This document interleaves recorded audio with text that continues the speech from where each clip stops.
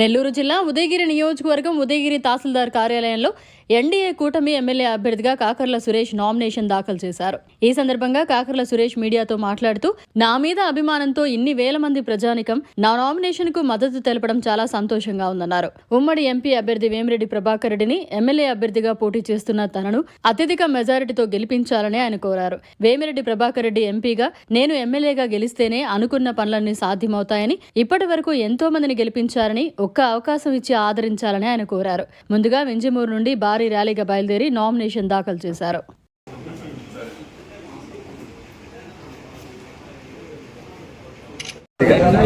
రేపు రాబోయే మే 13 ఎన్నికల్లో తెలుగుదేశం పార్టీ, జనసేన, బీజేపీ ఉమ్మడి అభ్యర్థి అయిన మన పెద్దలు వేమిరెడ్డి ప్రభాకర్ రెడ్డి గారు, అలాగే ఎమ్మెల్యే అభ్యర్థిగా పోటీ చేస్తున్న నేను కాకర్ల సురేష్ని అత్యధిక మెజారిటీతో గెలిపించాల్సిందిగా 8 మండలాల నుంచి ఓటర్ మహాశయులందరికీ విన్నవించుకుంటా ఉన్నాను.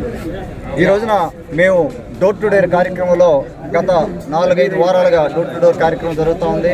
అన్నత కానీ, శేఖర్ అన్నత కానీ, అందరూ కూడా మన వేణుగోపాల్ రెడ్డి అన్నత కానీ, సచిన్బాబు అన్నత కానీ, అందరూ మన మండల కన్వీనర్లు అవ్వచ్చు, నాయకులు అవ్వచ్చు, ఇక్కడ మొత్తం అందరితో ఏ మండలం అనే డోర్ టు డోర్ కార్యక్రమం జరుగుతూ ఉంది.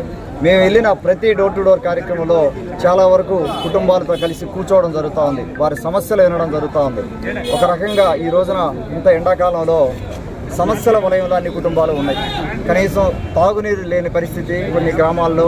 పాపం ఆ ఫ్లోరైడ్ వాటరే తాగుతా, అవి కూడా కనీసం వాడుకోవడానికి కూడా నీళ్ళు లేని పరిస్థితి ఉంది.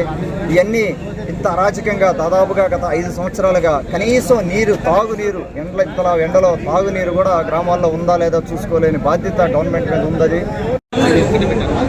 ఇంతకుముందు ఇన్ఛార్జిగా పనిచేసిన మాజీ ఎమ్మెల్యే బొలినేని రామారావు గారికి, అలాగే మరొక మాజీ వచ్చిన వంటేరు వేణుగోపాల్ రెడ్డి గారికి, అలాగే ఎంతోమంది సీనియర్ నాయకులు ఈ రోజున మార్నింగ్ నుంచి మమ్మల్ని ఆశీర్వదించడం జరిగింది.